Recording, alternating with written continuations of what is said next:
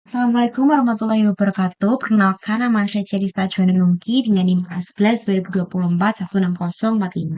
Di sini saya akan menjelaskan konfigurasi routing dinamis RIP V2 yang telah saya terapkan pada simulasi jaringan menggunakan Cisco Packet Tracer. Nah, topologi ini terdiri dari dua wilayah jaringan, yaitu region 1 dan region 2. Region 1 itu alokasinya sini 10.1.0.0/16. Lalu region 2 itu alokasinya 172.20.00/16 yang mereka ini saling terhubung melalui jaringan ISP di tengah. Nah, pada topologi ini region 1 memiliki satu router bernama R1. Di sini R1 yang terhubung dengan 3 router cabang, yaitu B1R1, B2R1, B3R1. Dan masing-masing router cabang itu menangani kebutuhan host yang berbeda-beda. Ada yang 32.000, 16.000, dan juga 8.000 host. Sehingga subnet mask yang digunakan juga berbeda. R2 ini memiliki struktur yang sama juga.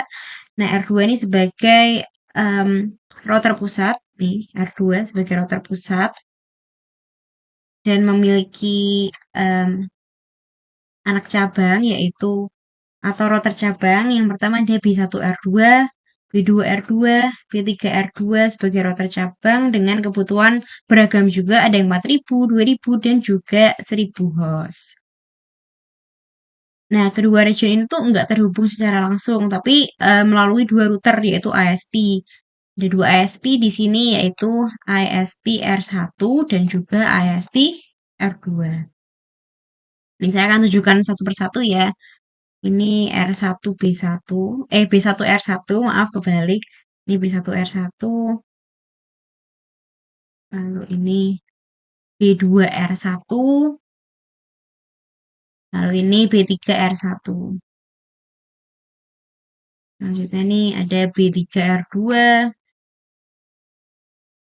B1 R2, dan juga ada B2 R2. Nah, sebelum masuk ke konfigurasi, saya akan jelaskan dulu dua metode routing yang saya gunakan untuk topologi ini. Yang pertama itu RIP atau Routing Information Protocol. Nah, metode ini tuh bersifat dinamis. Artinya, setiap router itu akan saling bertukar informasi routing secara otomatis. Dan metode ini tuh saya terapkan untuk seluruh router di region 1.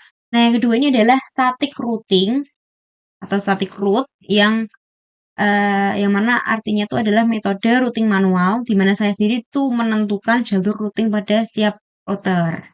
Metode ini saya terapkan pada seluruh router di region 2 serta pada kedua router ISP di sini dan seperti itu. Di sini saya akan menunjukkan menjelaskan bagaimana alamat-alamat IP pada topologi itu diperoleh. Jadi saya udah membuat file Excel-nya. Saya akan kecilkan. Ya, nggak apa gini dulu. Nah, ini saya jelaskan alurnya yang B1R1 sebagai contoh. Ini kan B1R1 ini menangani kebutuhan host terbesar pada region 1. Kita lihat dulu. Ini B1R. Kebutuhan hostnya adalah 32.000. Nah, baris ini tuh untuk menunjukkan jumlah host yang perlu ditampung oleh B1R1, yaitu ada sebanyak 32.000 host. Lalu ada blok induk di sini. Saya jadikan blok induk di sini 10.1.0.0. Itu blok alamat awal yang dialokasikan untuk B1R1. Dan ini dapatnya blok alamat ini tuh dari pembagian alamat region 1 secara keseluruhan, yaitu 10.1.0.0/16. Lalu menghitung alokasi.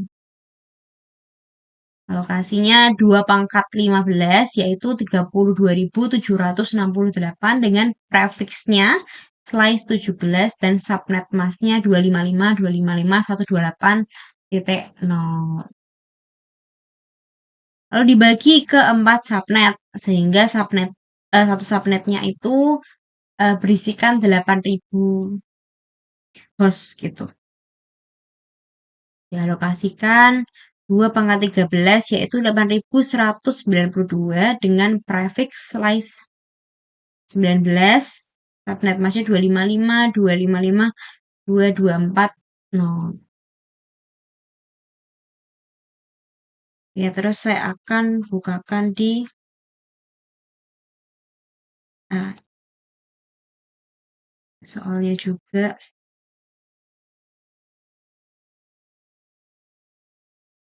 ini. Ada soalnya bisa dibaca di sini. Kenapa bisa 32.000, bisa 16.000 dan 8.000? Ini semua tuh ada tertera di soal ya, teman-teman ya. Jadi tinggal dibaca. Kalau misalnya nggak bisa bahasa Inggris, bisa diterjemahkan dulu. Tadi kita udah membahas gimana cara dapat B1R1 ini.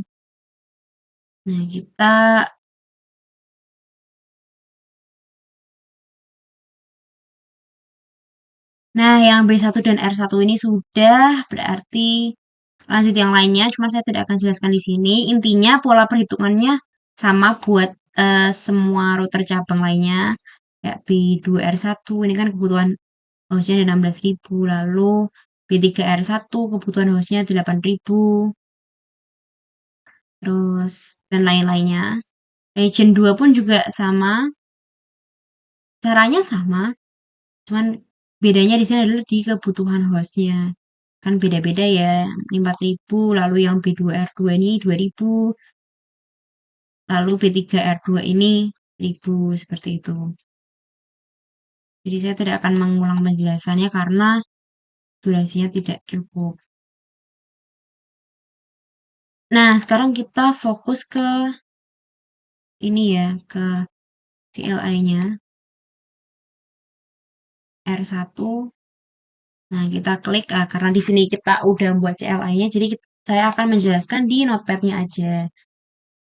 Nah, hostname R1 di-enable dulu pastinya ya, terus di configure terminal. Lalu hostname R1 ini adalah perintah untuk memberi nama router jadi R1. Jadi ya kan ada namanya satu-satu gitu ya.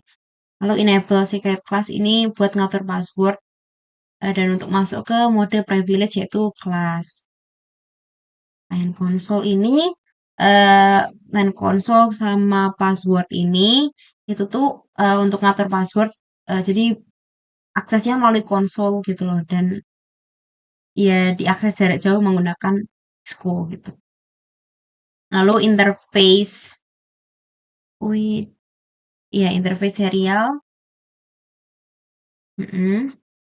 Interface serial sini tuh kita memberikan alamat IP yang menghubungkan R1 ke masing-masing router cabang, yaitu B1R1, B2R1, dan B3R1.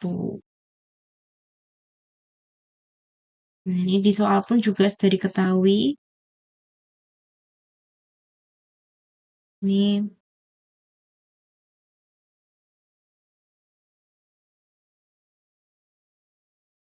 lalu di soal juga diketahui atau diminta untuk memberikan clock rate sebagai apa ya? DCI pada kabel serial. Ini lalu ya sudah exit dan diulang lagi caranya sama.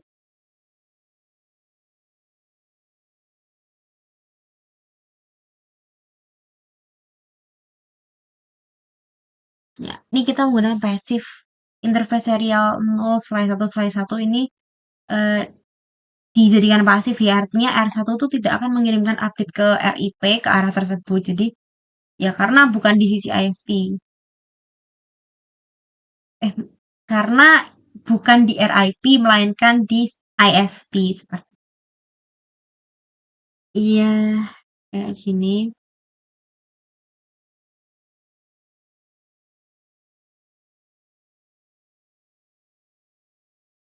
Lalu yang B2R1 ini konfigurasinya sama kayak B1R1 yang di atas.